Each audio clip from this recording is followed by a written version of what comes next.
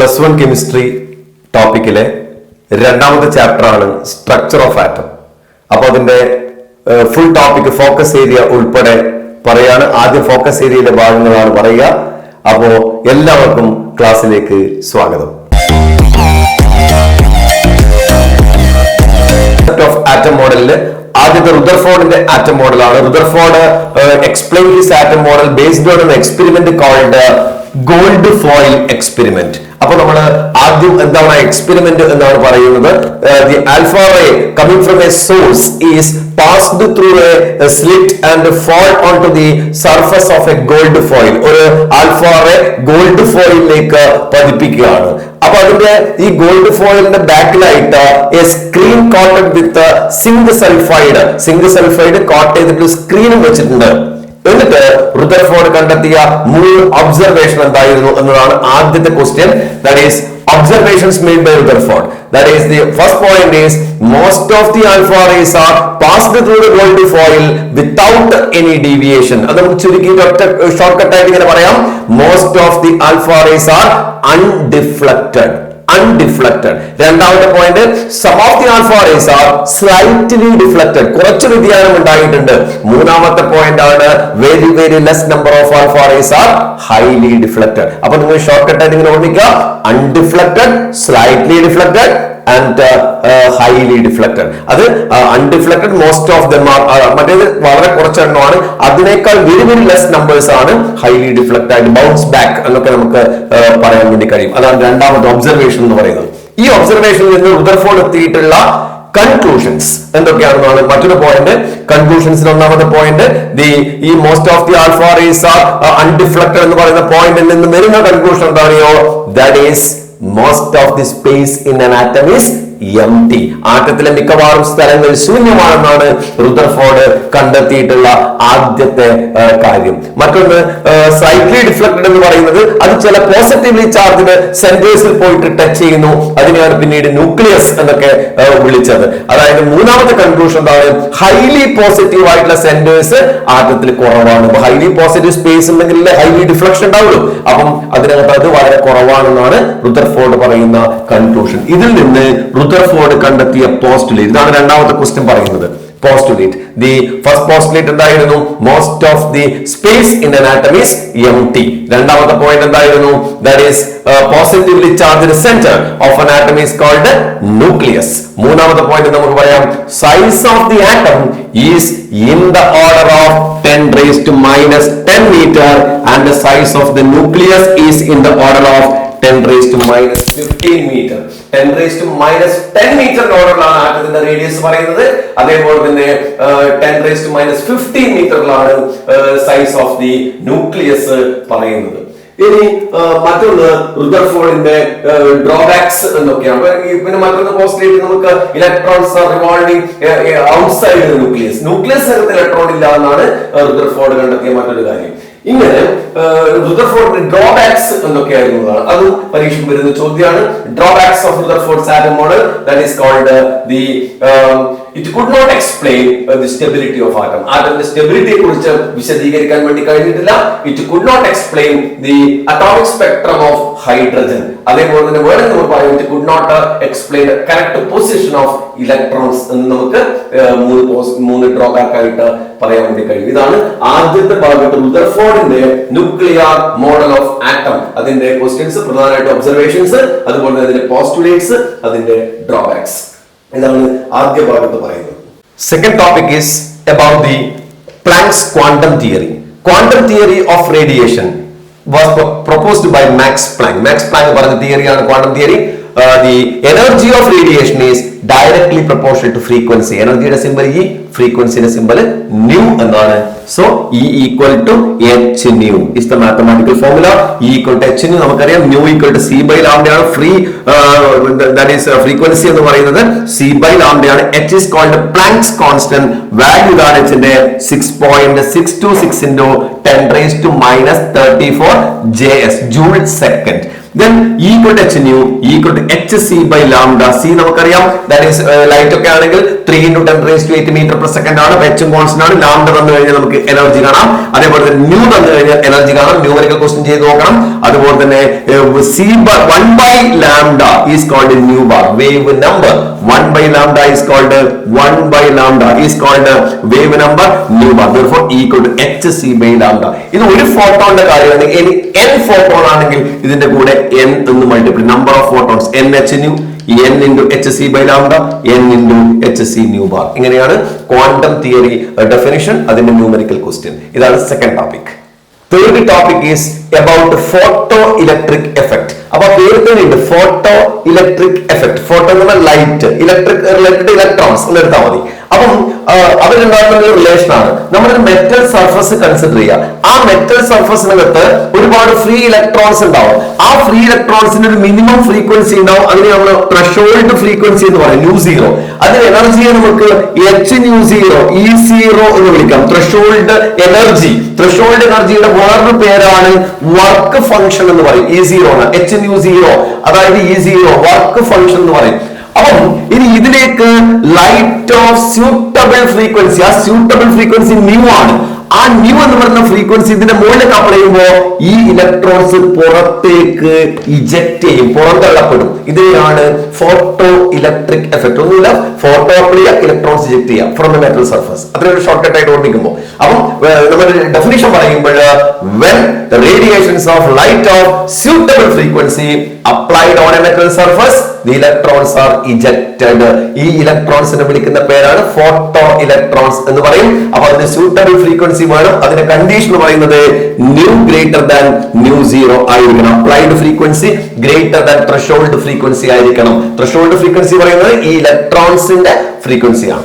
ഇനി ഈ മൂവ് ചെയ്യുന്ന ഇലക്ട്രോൺസിന്റെ kinetic energy, that is kinetic energy of the moving electron h nu minus h nu 0. h nu is the applied energy, E എന്ന് പറയും. then h nu 0 E 0. അപ്പം E minus E 0 അല്ലെങ്കിൽ h nu minus h nu 0. h Planck's constant നേരത്തെ പറഞ്ഞിട്ടുണ്ട്. അപ്പം kinetic energy equal to h into nu minus nu 0. that is ഇതാണ് kinetic energy കാണാനുള്ള equation. ഇനി ചിലപ്പോൾ വർക്ക് ഫംഗ്ഷൻ ക്വസ്റ്റ്യൻ വരാൻ സാധ്യതയുണ്ടെങ്കിൽ ഈ work function H nu zero ഇപ്പുറത്തേക്ക് എടുക്കുമ്പോൾ ഈ സീറോ ഇപ്പുറത്തേക്ക് എടുക്കുമ്പോൾ പ്ലസ് ഈ സീറോ ആവും. ഈ zero h nu minus K E എന്ന ഇക്വേഷൻ വെച്ചിട്ട് photo electric effect definition and also its mathematical equation. Numerical questions നോക്കുമല്ലോ. ഓക്കെ, ദെൻ അടുത്ത ടോപ്പിക്കിലേക്ക് കടക്കാം.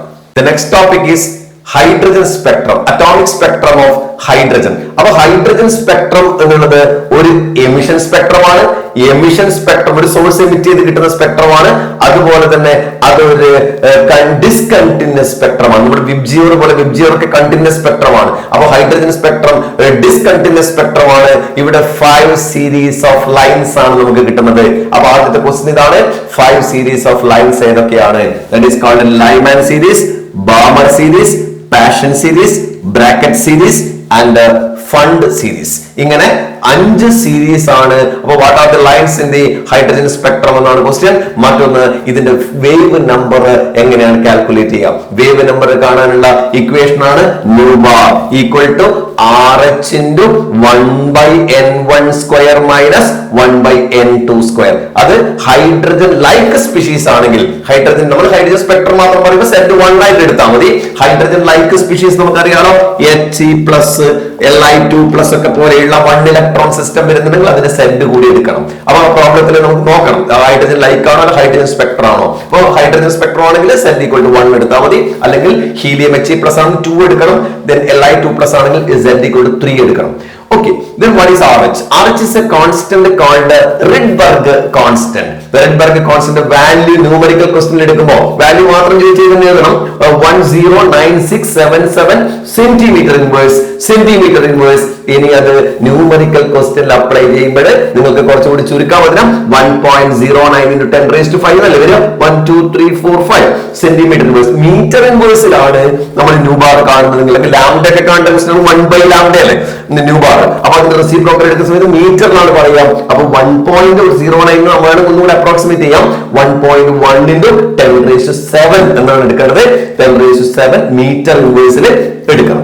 ഇനി N2 N1 ഏതാണെന്നാണ് കൺഫ്യൂഷൻ. അപ്പൊ നിങ്ങൾക്ക് രണ്ട് സ്പെക്ട്രൽ ലൈൻ തരും. ആ രണ്ട് സ്പെക്ട്രൽ ലൈൻ കമ്പയർ ചെയ്യാൻ വേണ്ടി തന്നു കഴിഞ്ഞാൽ അതിന് N2 is always greater than N1. ഉദാഹരണത്തിന് ലൈമനും ബ്രാക്കറ്റും തന്നിട്ടുണ്ടെങ്കിൽ N1 equal to 1, N2 equal to 4. അപ്പൊ N2 is always greater than N1 എന്ന് വെച്ചിട്ട് വേണം അതിന്റെ ന്യൂമറിക്കൽ ക്വസ്റ്റ്യൻ. അപ്പൊ what are the different spectral line in the hydrogen spectrum and also how we can calculate the wave number or wavelength. Wave number കിട്ടിയാൽ നമുക്ക് wave length കാണാം, lambdയും കാണാം. അപ്പോൾ അത് നിങ്ങൾ കണ്ടുപിടിക്കുന്നതാണ് ഈ ടോപ്പിക്കിൽ പറയുന്നത്. നെക്സ്റ്റ് ടോപ്പിക്കിൽ പറയുന്നത് ആറ്റത്തിന്റെ മറ്റൊരു മോഡലാണ് ബോർ ആറ്റം മോഡൽ. അപ്പൊ bore atom model important question ആണ്. അതിന്റെ പോസ്റ്റുലേറ്റ്സ് എന്തൊക്കെയാണ്, മെറിറ്റ് എന്തൊക്കെയാണ്, ഡിമെറിറ്റ് എന്തൊക്കെയാണ്. പോസ്റ്റുലേറ്റ് നമ്മൾ 4 പോയിന്റ് ആണ് പോസ്റ്റുലേറ്റ്സിൽ പറയുന്നത്. That is postulates first point, the center of the atom is called nucleus and electrons are revolving around the nucleus in a fixed path called shell or orbit. അപ്പൊ ഷെല്ലിനെ കുറിച്ചാണ് ആദ്യത്തെ പോസ്റ്റുലേറ്റിൽ പറയുന്നത്.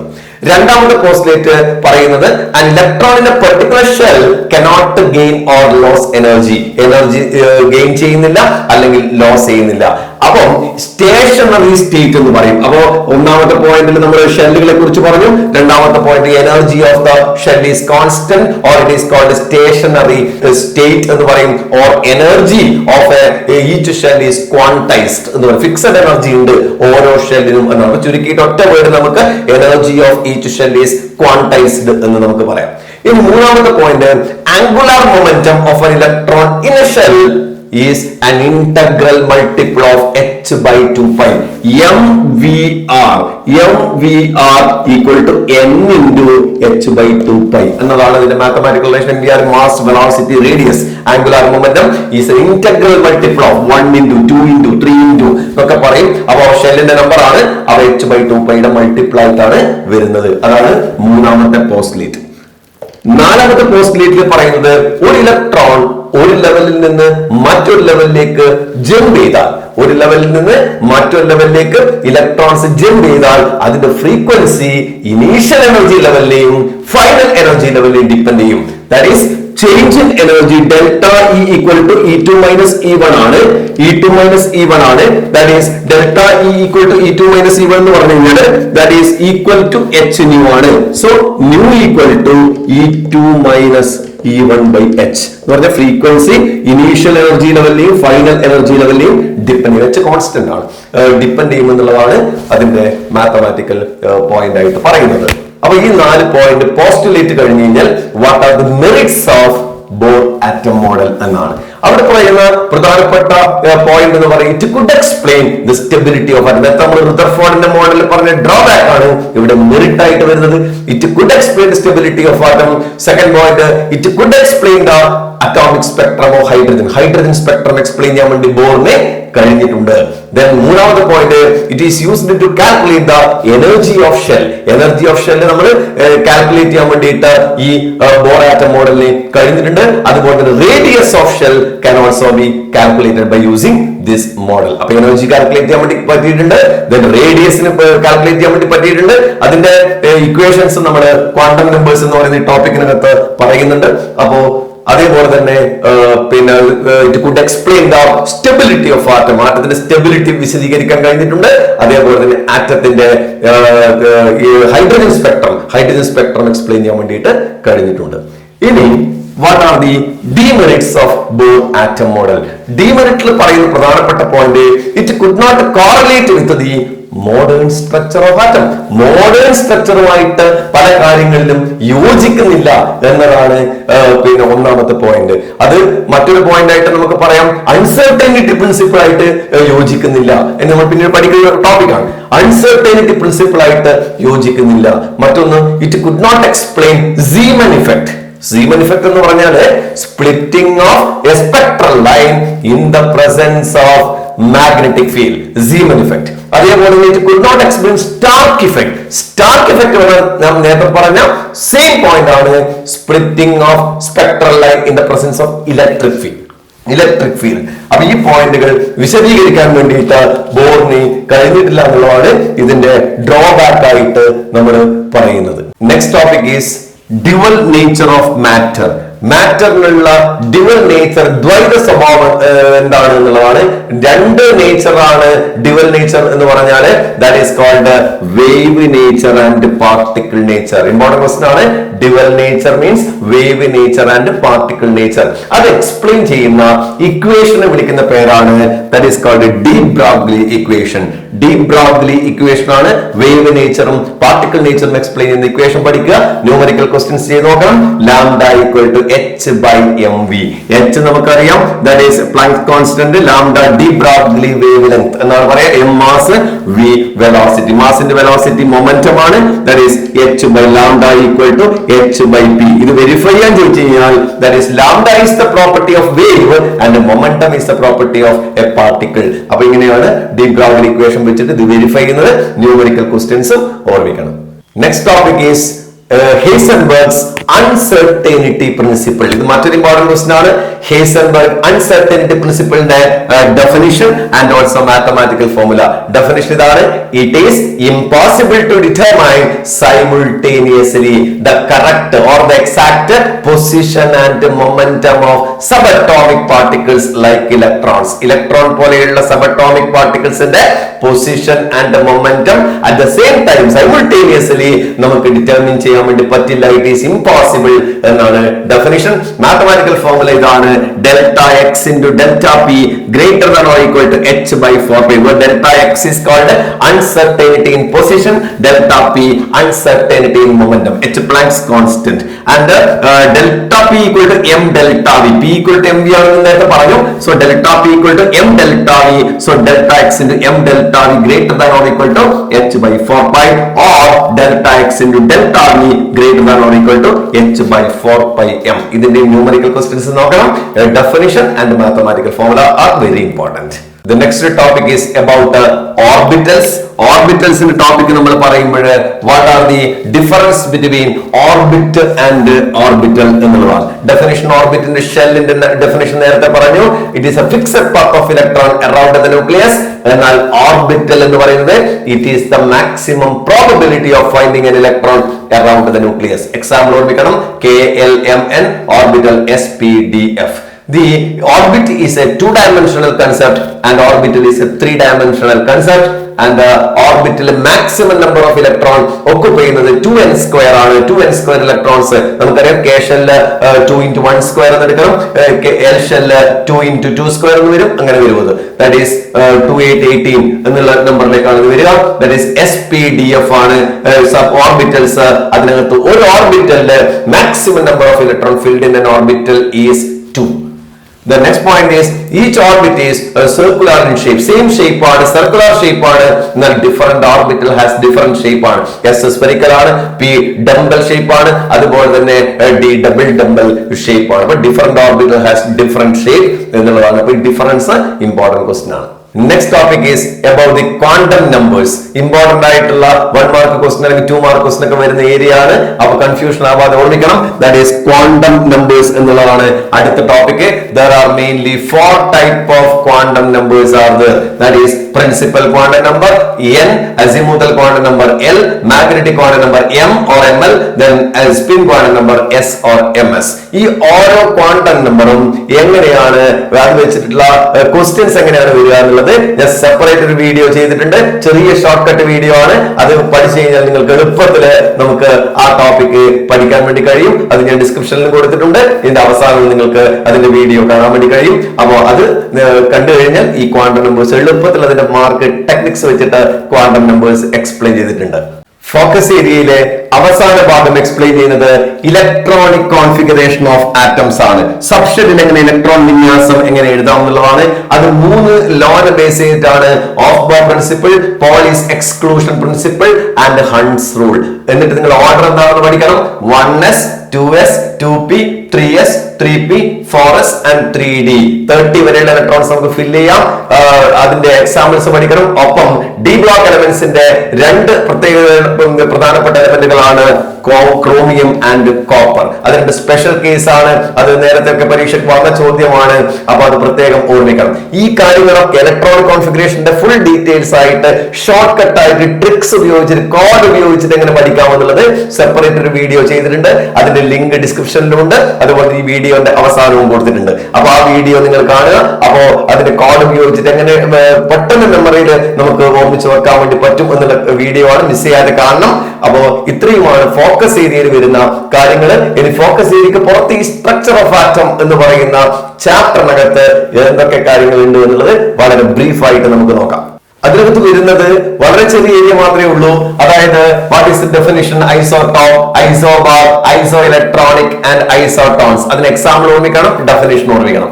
ഒപ്പം Thomson's atom മോഡലിന്റെ what is meant by Thomson's atom model.